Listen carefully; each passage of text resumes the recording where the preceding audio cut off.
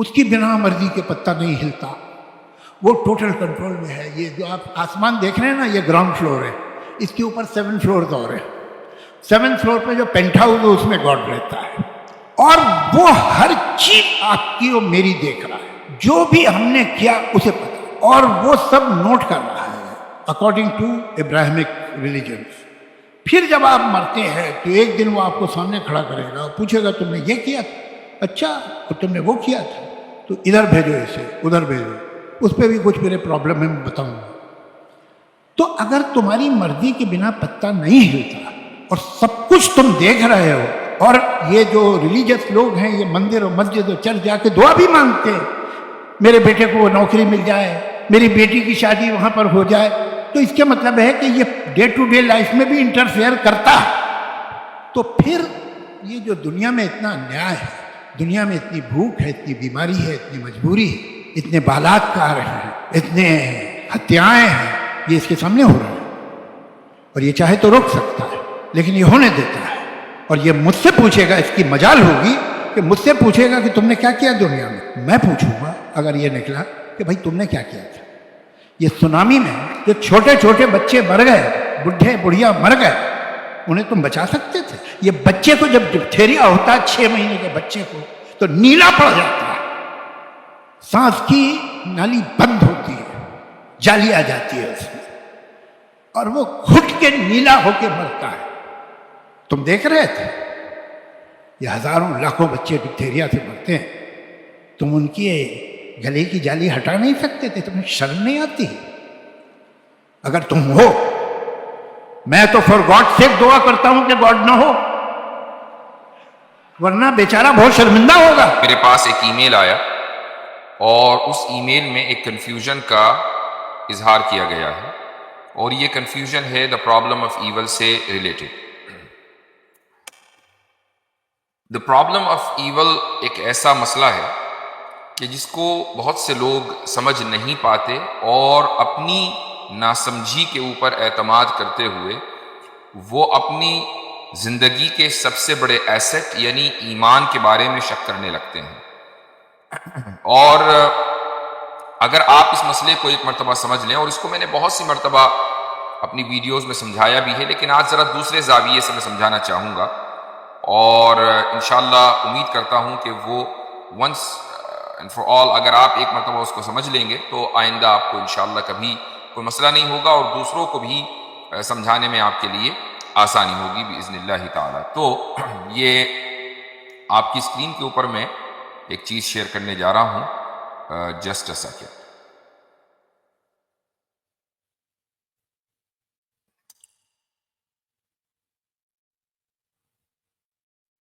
جی ہاں، یہ آپ کی اسکرین پر ایک عجیب و غریب سا چارٹ آیا ہے۔ اچھا ہوتا کیا ہے، سائنٹزم کی جو بیماری اس وقت دنیا میں چلی ہے، اس بیماری کی ایک علامت یہ بھی ہے کہ آپ ہر جگہ اس طرح کے چارٹس پوسٹ کرتے رہیں۔ میں سب سے پہلے آگے بڑھنے سے پہلے ہمارے قیصر احمد راجہ صاحب کو لے لوں۔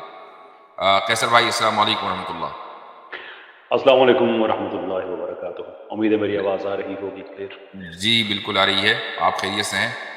اللہ کا شکر، بالکل ٹھیک ٹھاک، سب خیریت۔ آپ کے یہاں کا اونٹ کسی کروٹ بیٹھنے کی پوزیشن میں ہے کہ نہیں، یا ابھی کھڑا ہی ہے؟ یہ تو اب اونٹ جانے، اونٹ کا کام جانے، میں کیا کہہ سکتا ہوں۔ ٹھیک ہے۔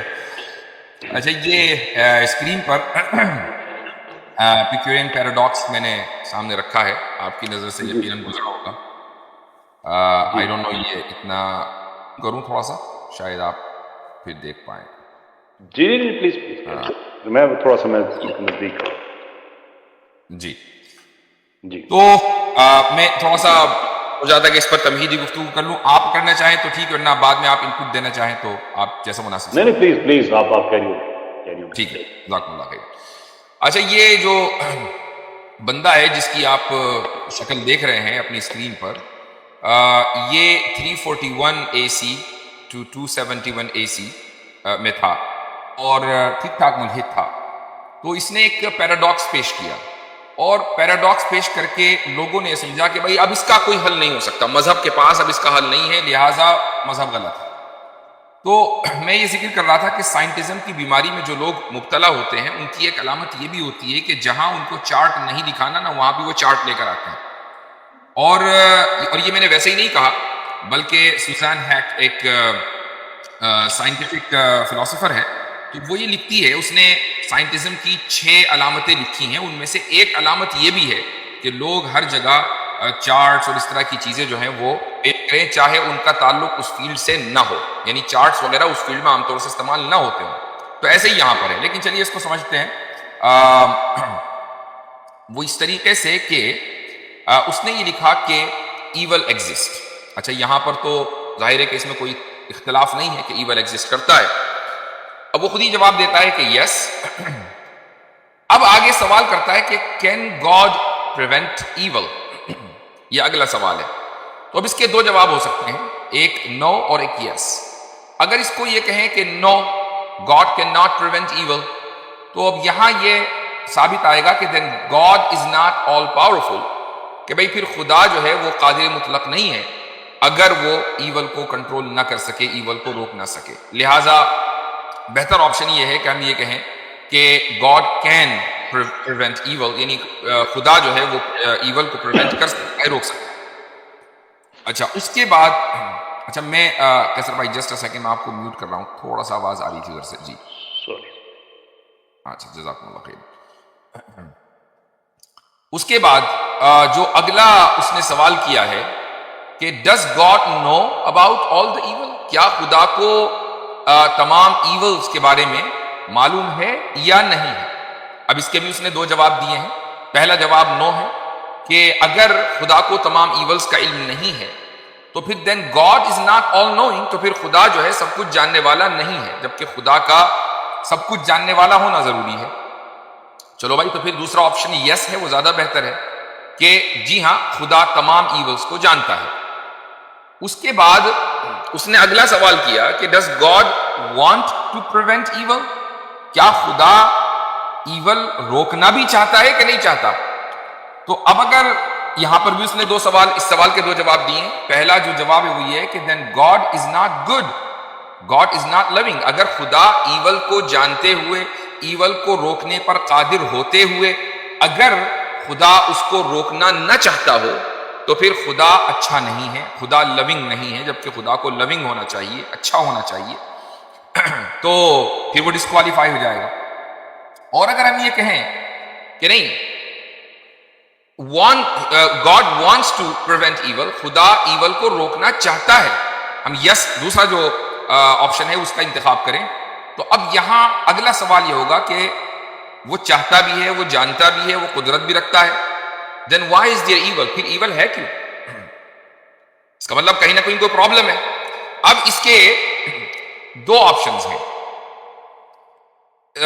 ایک آپشن یہ ہے کہ if God is all knowing he would know what we would do if we were tested.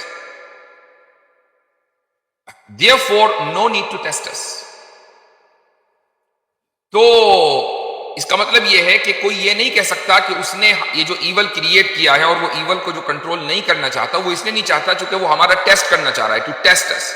کیونکہ اگر خدا آل نوئنگ ہے، وہ سب کچھ جانتا ہے، تو پھر وہ یہ بھی جانتا ہوگا کہ ہمارا ریزلٹ ٹیسٹ میں کیا آنے والا ہے، تو پھر ہمارے ٹیسٹ کرنے کی ضرورت کیا ہے؟ اب دیکھیں یہ بالکل کامن سے سوال ہے جو ہر ایک کے ذہن میں بعض مرتبہ آ جاتے ہیں. دوسرا، سیٹن یعنی شیطان نے دراصل ایول کو کاز کیا ہے. ایول جو سوسائٹی میں پایا جاتا ہے وہ شیطان کی وجہ سے پایا جاتا ہے. تو اس میں مسئلہ یہ ہے کہ an all powerful, all knowing, all good God could and would destroy شیطان، کہ وہ خدا جو قادر مطلق ہے، سب کچھ جاننے والا ہے، سب سے اچھا ہے، وہ شیطان کو بہت آسانی کے ساتھ ڈسٹروائے کر سکتا تھا، لیکن اس نے نہیں کیا. تو کیا مسئلہ ہے یہاں پر؟ کوئی نہ کوئی مسئلہ ہے. اب اس کے بعد نیچے چلتے ہیں. یہ 2